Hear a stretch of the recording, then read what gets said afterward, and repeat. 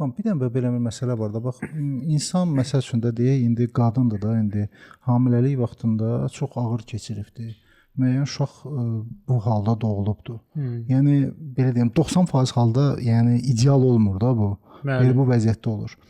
Bu vəziyyətdə indi doğulubdur, indi belə olub da indi. Bunu necə, bunu yəni belə deyim, əl izində, əllərində, izlərində onu göstərdirmi nədir və bunu necəsə qarşısını almaq olurmu, necəsə kömək eləmək olurmu ona? Təbii ki, əl izlərində onun izi düşür.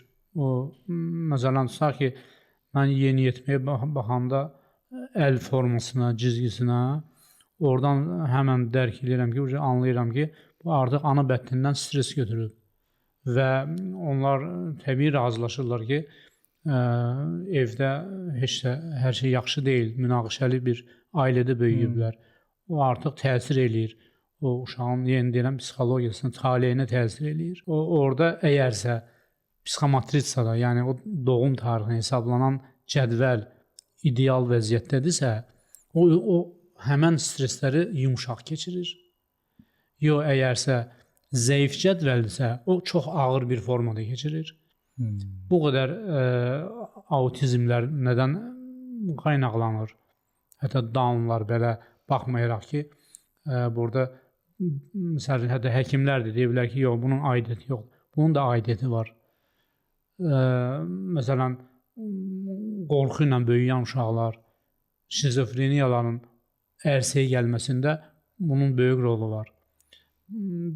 Üstə gəl, bununla bərabər yəni yenə də məişətli gedən problemlər və qidalarımız eyni zamanda burada da rol oynayır.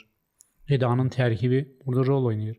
Yəni biz təbiətin bir hissəsiyik, biz canlı bir aləm, bizi Allah unikal yaradıb, amma biz yenə deyirəm, taleyimizdə özümüz üçün rol oynaya bilirik.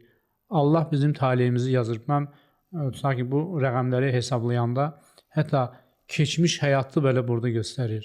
İnsan dəfələrlə 15 il dünyaya gəlir. Eyni ruhdur, müxtəlif bədənlərdir, müxtəlif yerlərdə yaşayır. Reinkarnasiya məsələsi.